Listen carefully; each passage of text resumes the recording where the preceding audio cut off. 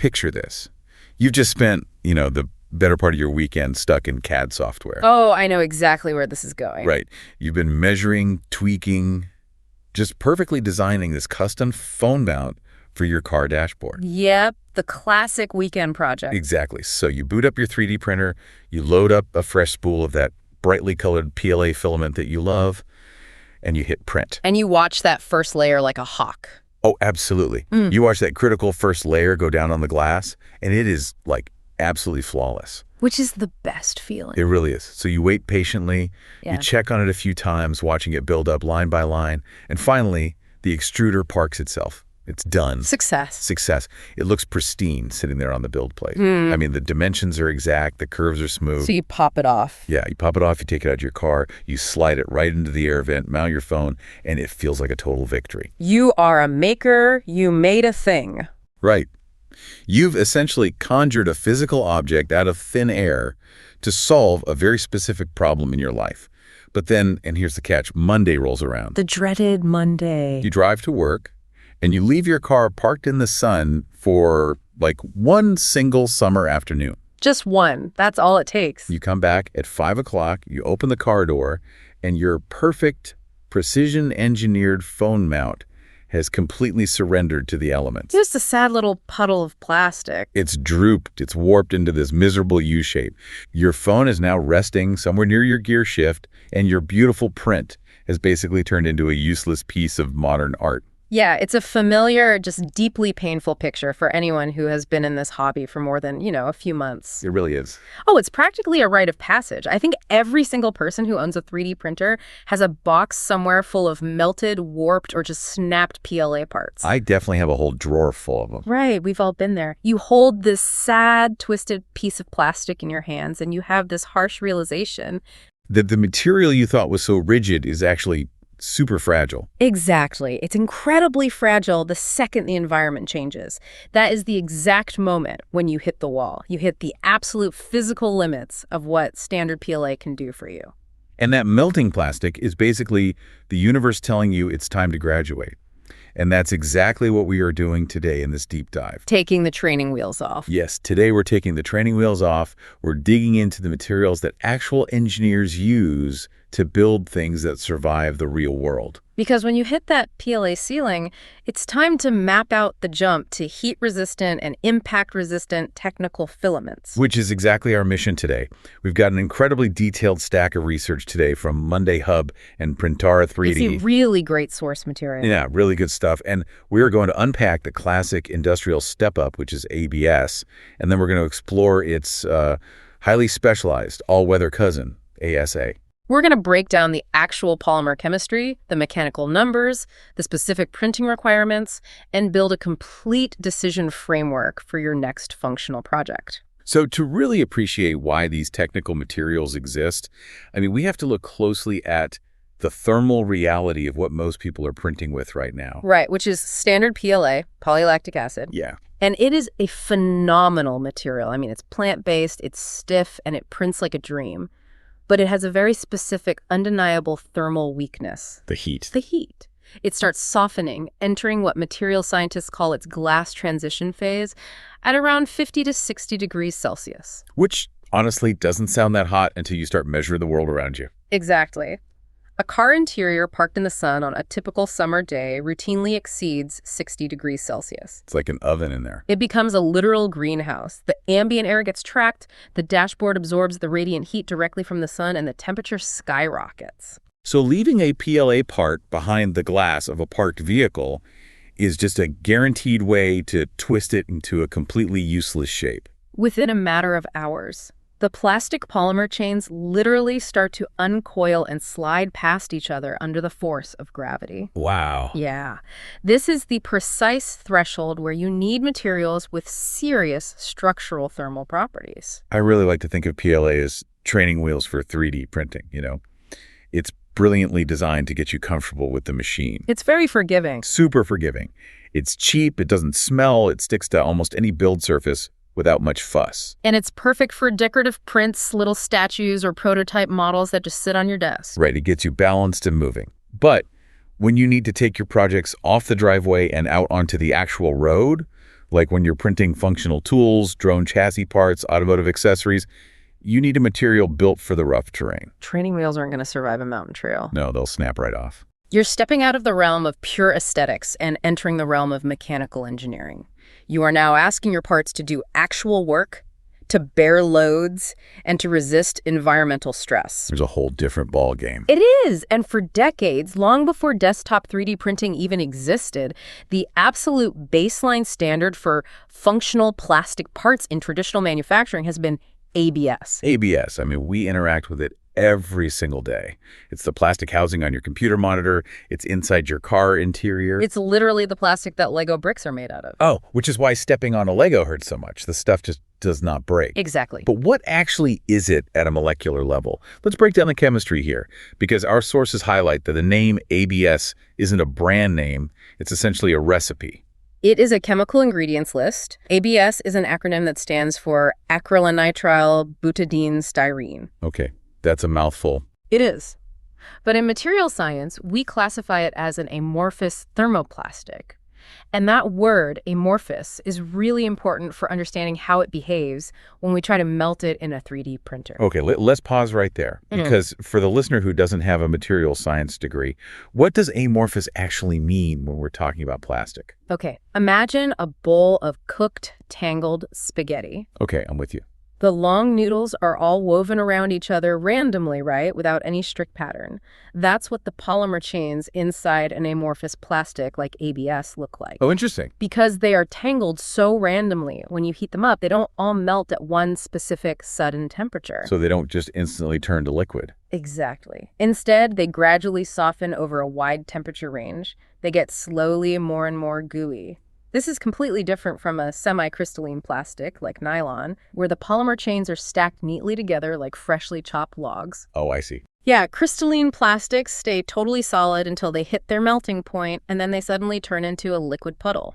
So the fact that ABS is amorphous, this tangled bowl of spaghetti, is what makes it printable. You can heat it up so it's soft enough to push through a nozzle, but it doesn't instantly turn to water. Precisely. It holds a shape while it cools. That makes a lot of sense. It has a broad softening zone, which makes it workable. Now, back to the ingredients. The real magic of ABS is that it's a terpolymer. It's made of 3 specific monomers, the acrylonitrile, the butadiene, and the styrene. So it's like a polymer cocktail. Exactly. And each of those 3 components brings a highly specific superpower to the final material. Let's look at the breakdown then. The A is acrylonitrile. What is that doing in the mix? Acrylonitrile is the component that delivers the chemical resistance and the high heat deflection. It's basically the protective armor of the material. So it takes the heat. Right. It gives the plastic its ability to withstand higher temperatures without immediately losing its structural integrity.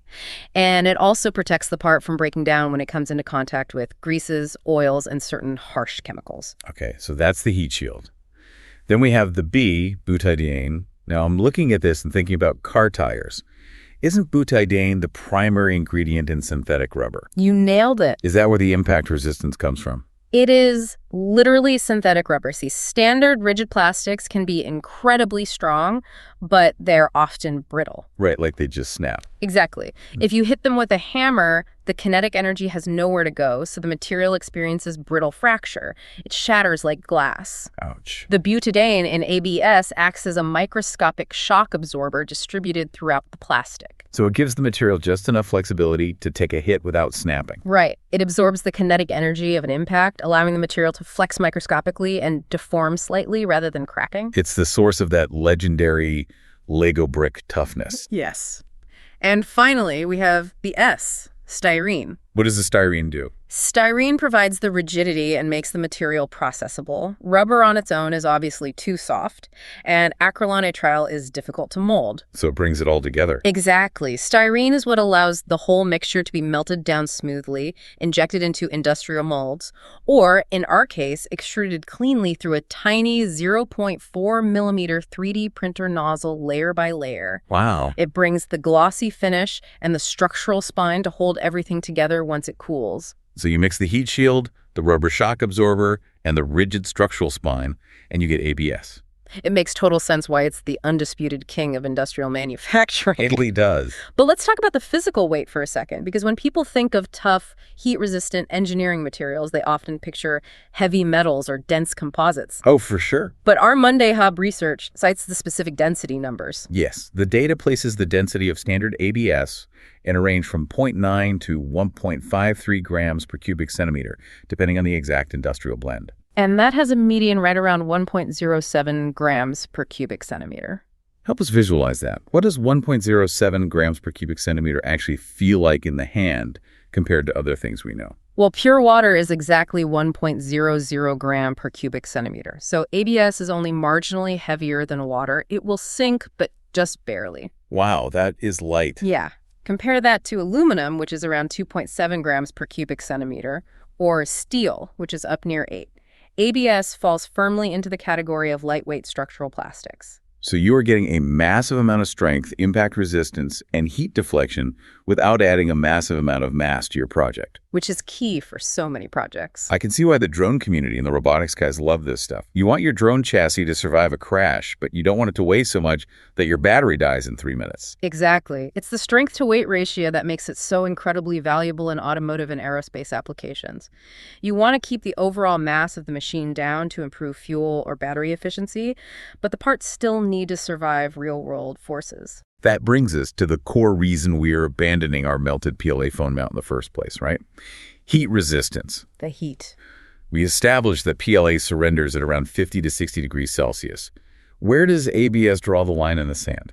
Manufacturer technical documentation universally puts the glass transition temperature of ABS right around 105 degrees Celsius. 105. Yes. That is the theoretical threshold where the amorphous polymer chains start to get too much thermal energy, and the material fundamentally begins to soften and lose its rigid structural integrity. 105 degrees Celsius. I mean, that's past the boiling point of water.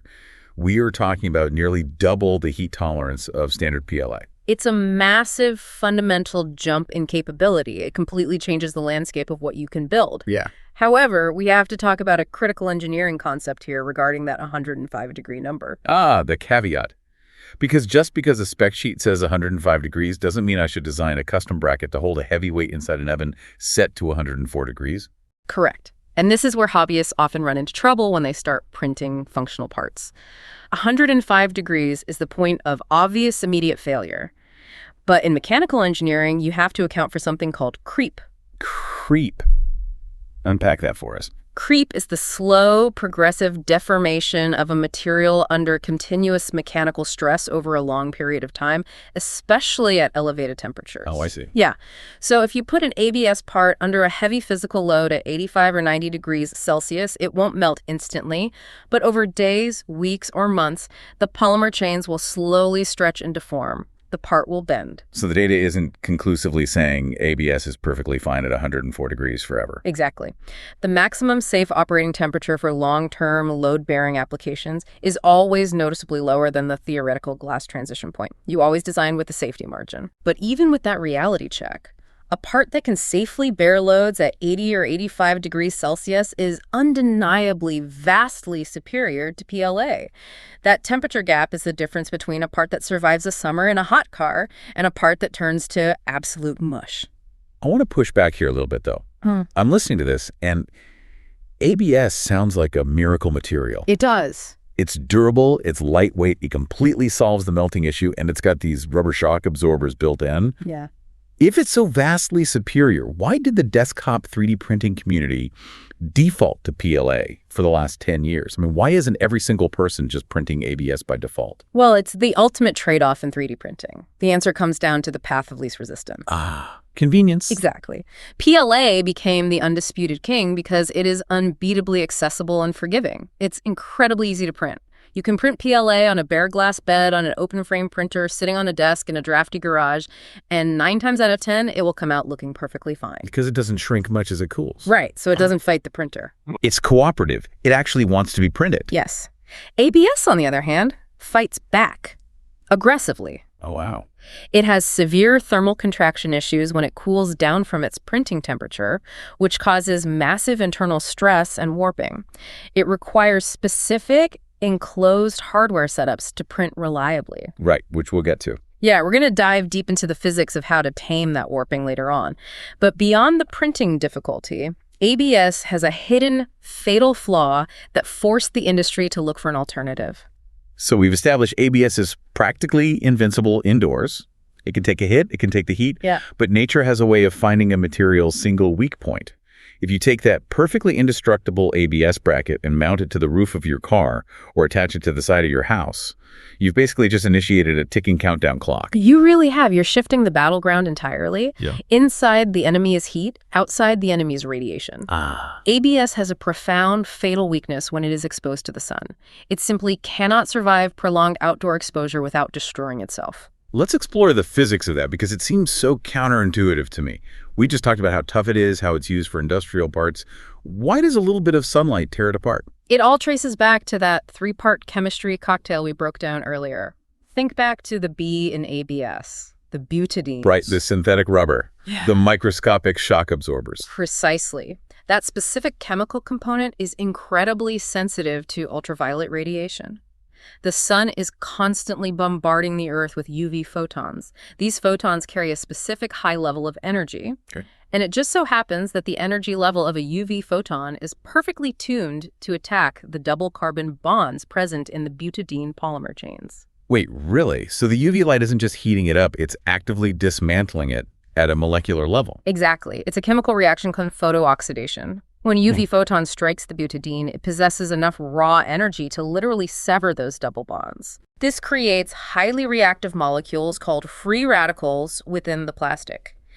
These free radicals then react with oxygen in the air, triggering a cascading chain reaction that tears the polymer apart from the inside out. That's wild. It makes me think of, like, the butadiene in ABS is like the steel rebar inside a concrete pillar. It gives the structure massive flexible toughness. That's a good way to look at it. But UV light is like salt water seeping into that concrete. It actively rusts the rebar. The concrete might look fine from a distance, but its internal structural integrity is just rotting away. That's a phenomenal analogy. A material is rotting chemically. Visually, the first sign of this photo-oxidation is yellowing. A nice white or brightly colored ABS part will turn a sickly, chalky yellow within just a few months of direct sun exposure. Yikes. But the cosmetic damage is really just the canary in the coal mine. Because the real problem is structural. Yes. The surface becomes incredibly brittle. The butadiene, your shock absorber, has been chemically destroyed on the surface layer. That legendary impact resistance drops to almost zero. Yeah, a part that would easily survive a drop onto a concrete floor straight off the printer will suddenly shatter like thin glass under the smallest load after spending a summer outside. That's a complete disaster for functional parts. I mean, if you print a custom mounting bracket for an outdoor security camera out of ABS, it might hold the camera perfectly fine for the first 3 months. Sure. But a strong gust of wind in November or a bird simply landing on the camera could snap the bracket right off.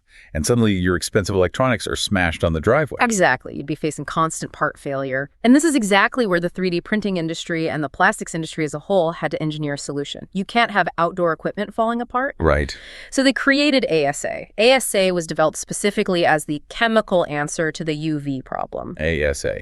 So what does that stand for, and how does it fix this rotting rebar issue? It stands for acrylonitrile styrene acrylate. It is a brilliant surgical bit of chemical engineering. Okay, lay it on me. ASA solves the UV degradation problem by simply excising the vulnerable component entirely. They take the ABS recipe and they remove the butadiene. In its place, they substitute an acrylate elastomer. Oh, so we swapped the B for an A, we swapped the butadiene rubber for an acrylate rubber. Exactly. The acrylate elastomer serves the exact same mechanical purpose it acts as the rubbery shock absorber to prevent brittle fracture. Right. But chemically, acrylate does not have the vulnerable double carbon bonds that butadiene has. So the UV photons hit the acrylate, but there's nothing for them to sever. The photons hit it, and nothing happens. The acrylate is vastly more UV stable. Because of this single chemical substitution, ASA parts completely ignore the sun. That is amazing. Yeah, they maintain their original color, their gloss, and most importantly, their mechanical strength and dimensional stability throughout years of harsh outdoor exposure. Let me build on that rebar analogy then. ASA essentially swaps that rust-prone steel rebar out for a carbon fiber mesh. Ooh. It does the exact same structural job. It gives the concrete its toughness, but it simply cannot rust. The salt water, or in this case, the UV light, has zero effect on it. It's an elegant solution. The Monday Hub and Printara 3D sources both emphasize this, where an ABS part will show severe visible and structural damage after just a few months of weathering outside. An identical part printed in ASA will retain its look and function easily after months and years in the exact same conditions. But anytime you engineer a new solution, there's always a trade-off. We remove the original rubber. What did it cost us? Wow! Let's get into the actual numbers. If I have a spool of ABS and a spool of ASA on my desk, how do they actually compare mechanically? They are incredibly close siblings. The trade-off is remarkably small. Let's look at tensile strength first. Tensile strength is essentially measuring how much shear pulling force a part can take before it gets stretched to the point of breaking. So like hanging a heavy weight from a printed hook. Right. According to the testing data, ASA tensile strength sits right around 33 megapascals. Hold on, 33 megapascals. For the listener who doesn't spend their day looking at engineering charts, what does that actually look like in the real world? Are we talking about the force needed to snap a pencil or the force to tow a car? Good question. 1 megapascal is roughly equivalent to 145 pounds of force per square inch. Okay. So 33 megapascals is nearly 4,800 pounds of force per square inch of cross-sectional area. Now, because 3D printed parts have layer lines and aren't perfectly solid blocks like injection molded plastic, you never get the absolute maximum theoretical strength, but it tells you the base material is incredibly strong. Right, that is wild. You could comfortably design a small hook out of ASA that could hold a grown adult's weight, provided the print orientation was correct. And how does that 33 megapascals compare to standard ABS? Standard ABS typically ranges from 30 to 40 megapascals, depending heavily on the specific manufacturer's formulation. So ASA is right dead center in the exact same weight class. What about heat? Did swapping out the butadiene ruin the heat deflection we loved so much about ABS? Not at all. The thermal properties remain excellent. Based on Prusament technical data cited in the sources, ASA can withstand temperatures up to 93 degrees Celsius before showing signs of deformation under load. Okay, so slightly lower. Yeah, this is slightly lower than the theoretical 105-degree glass transition of ABS, but 93 degrees Celsius is still almost 200 degrees Fahrenheit. It is vastly superior to PLA and more than enough to survive direct summer sun, a hot car interior, or an enclosure housing warm electronics. And what about the toughness? The shock absorption? Yeah.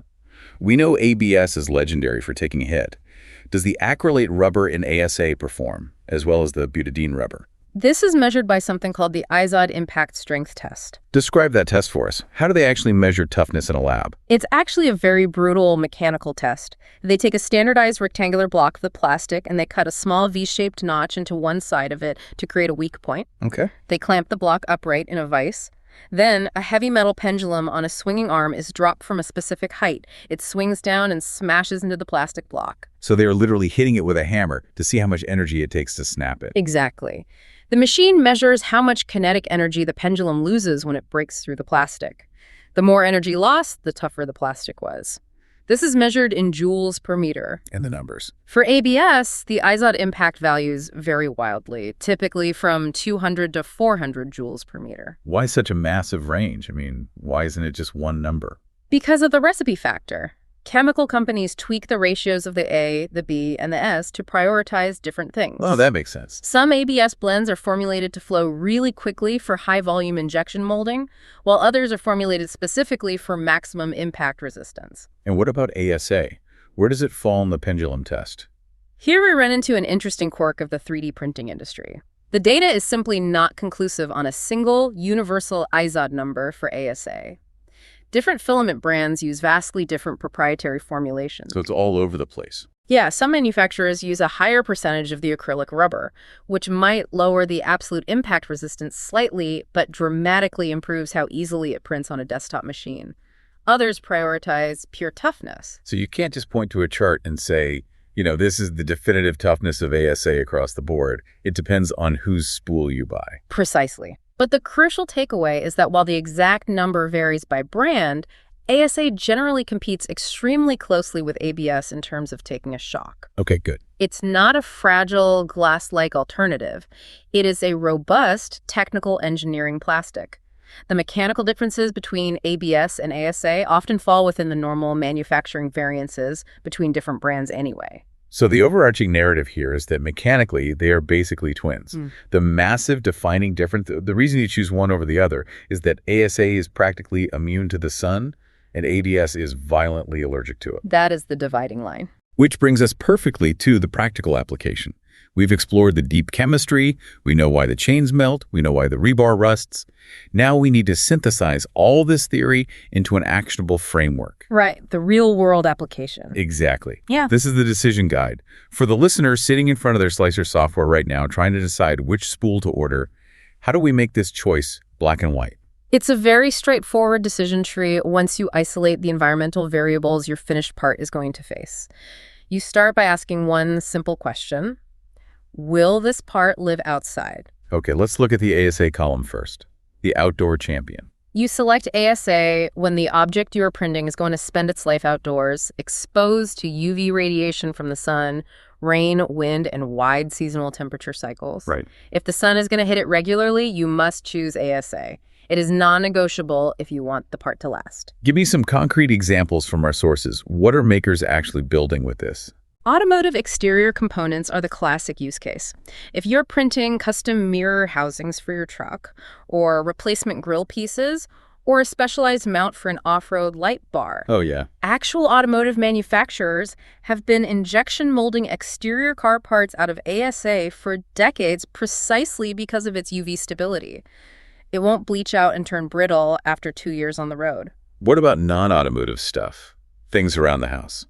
Outdoor enclosures for electronics are huge. Say you're building a custom weather station or a box to hold IoT sensors for your garden, or a custom mounting bracket for a security camera under your eaves. All those smart home gadgets. Exactly. With ABS, the housing would yellow, turn brittle, and eventually crack, exposing your electronics to the rain. With ASA, that housing will look brand new and remain watertight years later. That's so critical. The sources also mention drone components. If you are building a custom quadcopter, it's going to be flying in direct sunlight. You need dimensional stability regardless of the weather. ASA is the clear winner. Even something as simple as a custom house number plate for your front porch. If you print it in white ABS, it will look terrible by next summer. White ASA stays stark white. It's the ultimate set it and forget it outdoor material. But that leads to an obvious question.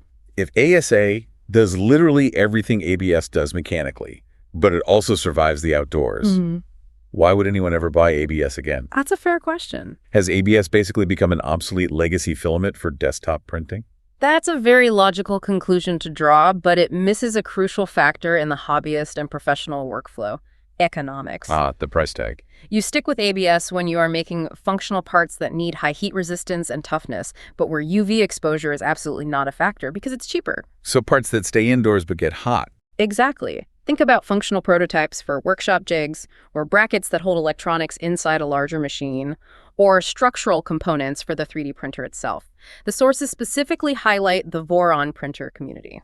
Oh, the open source high-performance DIY printers. Yes, Voron printers are incredibly fast, enclosed machines built largely from 3D printed structural parts. Those printed parts operate inside a heated printer chamber that routinely sits at 50 to 60 degrees Celsius for hours on end. Wow. PLA would soften and cause the whole printer frame to warp. But because those parts are entirely enclosed inside a room, they never, ever see UV light. ABS is the absolutely perfect material for that application. But again, if ASA works just as well, why not use ASA for those printer parts just to be safe? Because of the premium you pay for the acrylate elastomer, the sources note that ABS is generally 10 to 20% cheaper per spool than ASA. Which doesn't sound like much for one spool, but it adds up. It adds up massively. If you're building a Voron, you're printing dozens of large, dense structural parts. If you are doing iterative prototyping for a product design, you might print the same bulky part 5 times to get the tolerances right, throwing the previous versions in the recycling bin. Yeah, that makes sense. Paying a 20% premium for UV protection that the part will literally never experience is a waste of money. Cost at scale matters. That makes perfect sense. Don't pay for the all-weather tires if the car is never leaving the indoor track. Now, beyond the cost and the sun, there's another major factor that makes both of these materials incredibly desirable for makers. and it happens after the print is completely finished. The post-processing. Yes, the post-processing. Yes, this is a distinct shared advantage for both ABS and ASA compared to almost any other desktop filament. Both of these plastics are highly soluble in acetone. Acetone, like the heavy-duty nail polish remover or paint thinner you buy at the hardware store. Exactly. Because the chemical structure of these plastics is highly reactive to the acetone solvent, it opens up a world of professional-level finishing techniques. Let's talk about vapor smoothing. I've seen videos of this, and it looks like pure magic. How does it physically work? Acetone vapor smoothing is a process where you expose your raw 3D printed part to the fumes of liquid acetone inside an enclosed container. You don't dip the part in liquid, you suspend it above it. Okay. The liquid acetone evaporates at room temperature, filling the container with vapor. That vapor condenses onto the surface of your printed part. And what happens when the vapor hits the plastic? The acetone solvent chemically attacks the outermost microscopic layers of the polymer. It essentially melts them back into a liquid state temporarily. Oh, wow. The distinct ridges of the 3D printed layer lines dissolve and flow into each other, creating a perfectly continuous surface. So you pull the part out, let the acetone flash off and evaporate, and the plastic hardens again. Right. And you are left with an incredibly smooth, high-gloss finish that looks completely injection molded. For cosplay armor, product design prototypes, or highly visible consumer parts, this process is invaluable. It completely eliminates the need for hours of tedious sanding, priming, and painting. Which is a huge relief because trying to sand PLA is a nightmare. I've tried it. The friction from the sandpaper heats up the PLA. The plastic gets gummy. It ruins the sandpaper immediately, and you end up tearing chunks out of the model. PLA's low glass transition temperature makes it very difficult to sand mechanically. ABS and ASA, because of their higher thermal stability, don't gum up as easily if you do need to wet sand them. But the vapor smoothing is really the true killer feature. It is. You do have to be careful, though, because you are fundamentally melting the outer surface. Sharp corners and fine embossed details will round off and soften slightly. It's a trade-off between absolute dimensional accuracy and surface finish. Are there other tricks you can do with acetone besides just making the part shiny? Absolutely. Because acetone actively dissolves the polymer chains, you can use it to create something the community calls ABS juice, or ASA slurry. Slurry, that sounds appetizing. What is it? It's incredibly useful. You take scrap pieces of your filament failed prints or support material, and you drop them into a small glass jar with a splash of acetone. Over a few hours, the acetone completely dissolves the plastic, leaving you with a thick, colored paste. And you use this paste as a glue. It's significantly better than glue. Glue relies on mechanical adhesion. It just sticks to the surface of two parts. When you apply this acetone slurry between two ABS or ASA pieces and press them together, the acetone in the slurry actively melts the surfaces of both parts. So they fuse. Exactly. The polymer chains from part A physically tangle with the polymer chains from part B.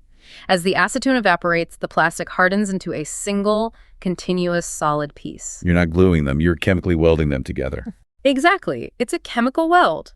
The joint is often just as strong, if not stronger, than the surrounding printed plastic. This is absolutely critical if you are building something massive, like a full-scale cosplay helmet, or a large drone frame that is simply too big to fit on your printer's build plate. Oh, that's brilliant. You can print it in 4 separate sections, chemically weld them together with slurry, and have a structurally sound final object. So synthesizing the decision guide.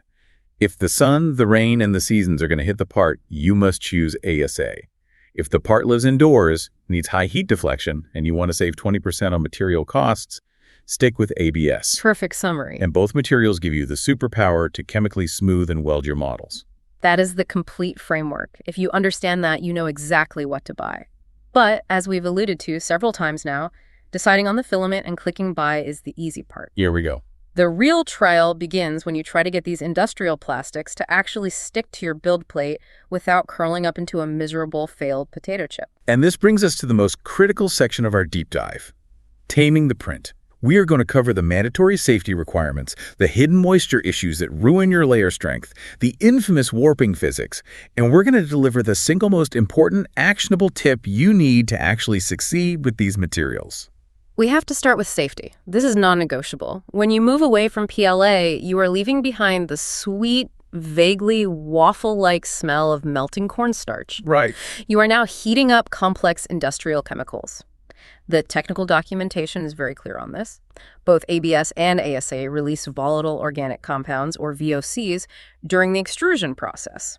And we specifically mentioned the S earlier, styrene. Yes, styrene is the primary VOC released into the air when the plastic is melted at 250 degrees Celsius. Along with the VOC gases, the mechanical process of extruding the plastic also shears off ultrafine particles, or UFPs. These are microscopic bits of physical plastic floating in the air. How microscopic are we talking? Unbelievably small, often less than 0.1 microns in diameter. For context, a human hair is roughly 70 microns across. These particles are so small they behave almost like a gas. And what are the actual health risks of breathing this in? Because I know a lot of people have their 3D printers sitting right next to their keyboard in their home office. That is exactly what you cannot do with ABS and ASA. Breathing in styrene fumes and high concentrations of UFPs can cause acute headaches, dizziness, nausea, and severe respiratory and eye irritation. Yikes. Long-term exposure in poorly ventilated areas is a serious occupational hazard. Multiple studies have shown that the concentration of ultrafine particles immediately around a printer running ABS is astronomically higher than the baseline levels in a normal room. So the open frame printer on the desk in the bedroom is completely off limits for these materials. Absolutely prohibited. Active ventilation or high-grade filtration is a hard requirement. Ideally, your printer should be located outside of your main living spaces in a dedicated workshop, a garage, or a technical room that has active exhaust ventilation pushing the air directly outside through a window or vent. But realistically, a lot of hobbyists live in apartments. They don't have a dedicated garage workshop. If the printer has to be inside an office space, what's the solution? Then you must use high-grade active air filtration directly on the printer. And it requires a two-part system. You need a true HEPA filter to physically trap the ultrafine particles, and you need a thick activated carbon filter to chemically scrub and absorb the volatile organic compounds like styrene. Because the HEPA filter won't catch the gas, and the carbon won't catch the physical dust. You need both. Exactly. Many modern enclosed printers are starting to ship with small carbon filters built in, which helps reduce the immediate odor around the machine. But you have to remember that those filters get chemically saturated over time and must be replaced regularly, otherwise they stop working entirely. Do not take the safety aspect lightly. Respect the chemistry. Okay, we've secured the environment. The room is safe. What's the next physical hurdle before we even slice the model? Moisture. Water is the invisible enemy of high-temperature filaments. Both ABS and ASA are mildly hygroscopic. Hygroscopic meaning they actively pull moisture out of the ambient air and trap it inside the plastic. Yes. They aren't quite as aggressively sponge-like as nylon, which can become unprintable in a matter of hours, but they absorb noticeably more moisture than PLA. Okay. If you leave a spool of ASA sitting out on a desk in a humid room or in a damp basement, it will start to soak up moisture within a few weeks. So what? It's just a little bit of water inside the plastic. Why does that ruin a print? Think about the physics of the print head. You are feeding this filament into a tiny metal nozzle that is heated to 250 or 260 degrees Celsius.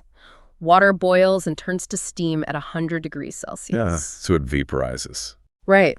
When that microscopic pocket of trapped water hits the melt zone, it instantly flashes into steam. The steam expands violently. You will actually hear it while you're printing. It makes a very distinct popping, crackling, or hissing sound as the plastic exits the nozzle. It sounds like tiny little firecrackers going off inside your hot end. That's exactly what it is. Miniature steam explosions. And those tiny explosions blast microscopic voids and bubbles into your extruded plastic line. Cosmetically, it looks terrible. It leads to severe stringing and a rough, pitted, cratered surface finish on the sides of your part. Wow. But mechanically, it's devastating. Because those bubbles are interrupting the solid flow of the plastic. Yes. It drastically reduces the contact area and the chemical adhesion between the printed layers. A part printed with wet filament will suffer from severe layer delamination. You can often pull the layers apart with your bare hands. Oh, that's awful. Your highly engineered, impact-resistant structural part becomes weak, brittle, and totally useless. So how do we guarantee the filament is dry? Active drying is essential. You cannot just put it in a Ziploc bag and hope for the best once it's wet.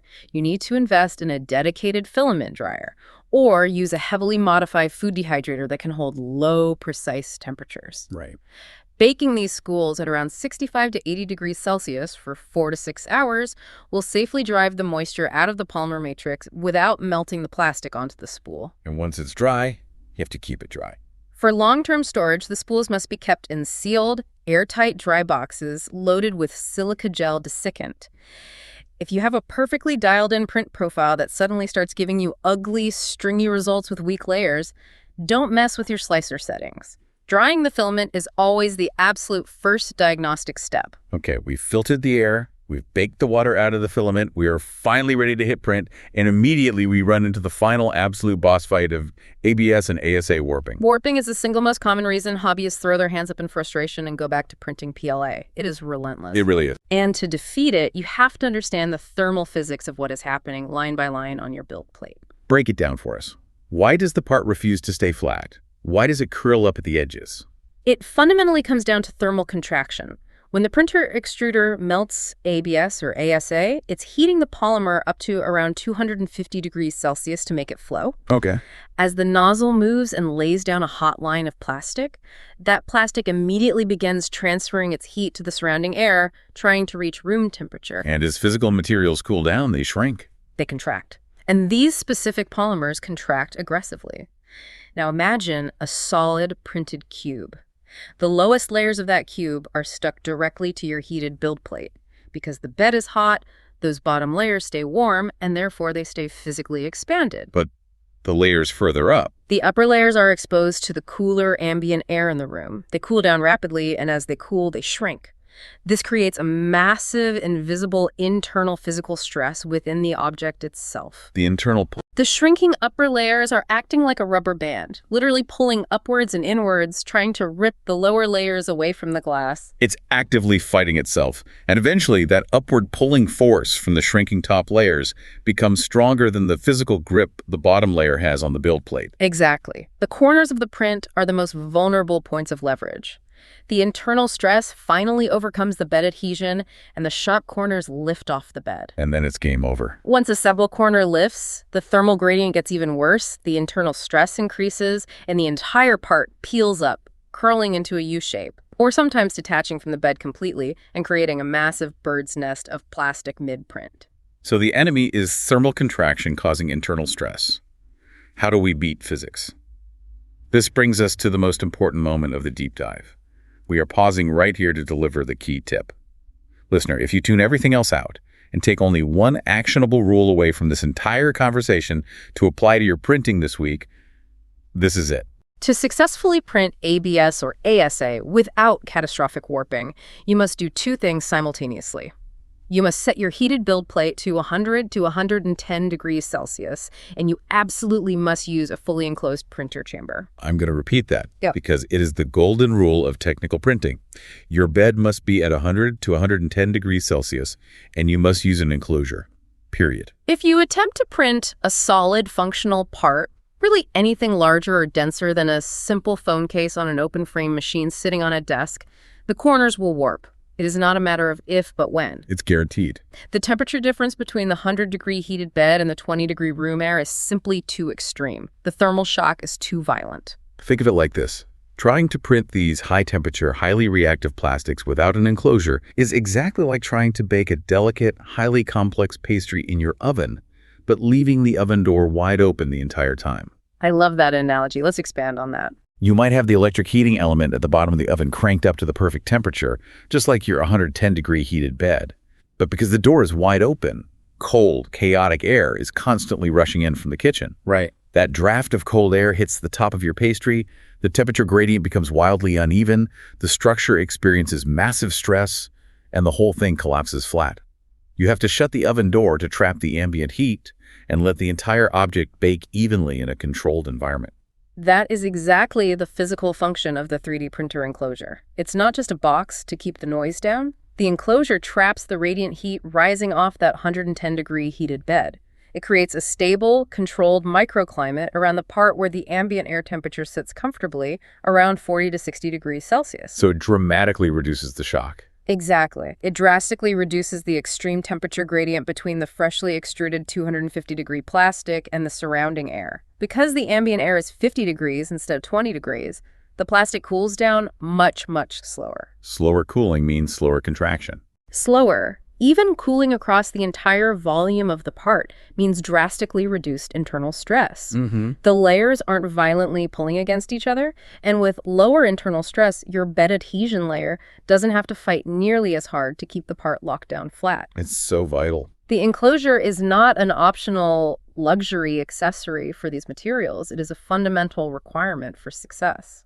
And what about that bed temperature? Why specifically 100 to 110 degrees? Why not 80? That specific temperature band is critical because it keeps the foundational layers of the print hovering right near the glass transition point of the ABS or ASA. It keeps those bottom layers just slightly soft and pliable. Oh, interesting. This allows them to physically absorb and distribute some of the microscopic pulling stresses from above without violently snapping off the build plate. Okay. And when you combine that high heat with a dedicated adhesive surface like a textured PEI sheet or a thin layer of specialized glue stick, it creates a mechanical lock that can easily withstand the forces of the print. So, to summarize the ultimate battle plan for printing these technical filaments. First, bake the water out and dry the filament. Second, guarantee your safety by ventilating the room or running heavy filtration. Third, shut the printer doors to trap the heat. Fourth, crank the bed to 110 degrees. And then finally hit print and watch the magic happen. If you respect the chemistry and you follow that strict environmental protocol, you will tame ABS and ASA. You will completely transition your hobby from producing fragile, frustrating desktop toys to manufacturing incredibly durable, professional-grade functional parts that can survive the real world. And that is exactly the journey we set out to map today. We started with a puddle of melted PLA in a hot car, and we've navigated the polymer chemistry and the thermal physics to find the actual engineering solutions. Let's do a quick final recap to lock all of this in for your next project. Standard PLA remains your fast, extremely accessible choice for prototypes, decorative models, and highly detailed prints that will stay indoors and stay relatively cool. It is the perfect foundational material. ABS steps in as your indoor heat and impact warrior. It's affordable, it's tough as nails, it absorbs shock, and it handles the high heat of a workshop machine with absolute ease. Plus, it smooths beautifully with acetone vapor. And finally, ASA is your absolute uncompromising outdoor champion.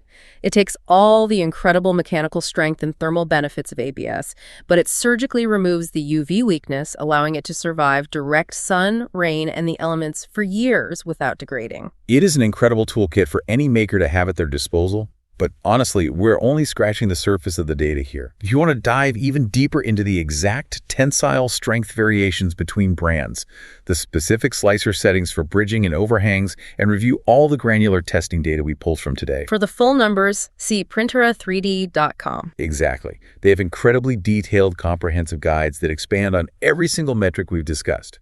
But before we wrap up and sign off, I want to leave you with a provocative thought, a new threshold to ponder. Let's hear it. We've solved the 50-degree melting problem with PLA. We've solved the 90-degree heat and UV problem with ABS and ASA. But what happens when your project demands even more extreme performance? Oh, that's a good question. What happens when you are tasked with designing a structural component for an actual car engine bay, or a gear for a high-stress industrial machine that continuously operates in environments above 95 degrees Celsius? At that point, the rules of physics change yet again. Even our heavy-duty champions, ASA and ABS, will begin to creep, soften, and eventually fail. When you cross that 95-degree continuous operating threshold, you have to leave the consumer realm behind entirely. You really do. You have to start looking at highly specialized, exotic industrial materials. You're entering the territory of polycarbonate, glass fiber reinforced nylons, or aerospace plastics like PEEK. And printing those materials requires entirely different industrial-grade printer architectures. Next level stuff. We're talking about nozzle temperatures approaching 300 degrees Celsius and actively heated, not just enclosed, but actively heated printer chambers running at 100 degrees just for the ambient air. It is an entirely different level of thermal engineering. It's the absolute deep end of the 3D printing pool. And who knows, maybe we'll take a deep dive into that crazy industrial world in a future conversation. But for now, you have the knowledge and the framework to conquer the heat, to beat the sun, and to start printing parts that truly last. Keep experimenting, keep pushing the physical boundaries of what your machine can do, and we will catch you on the next deep dive.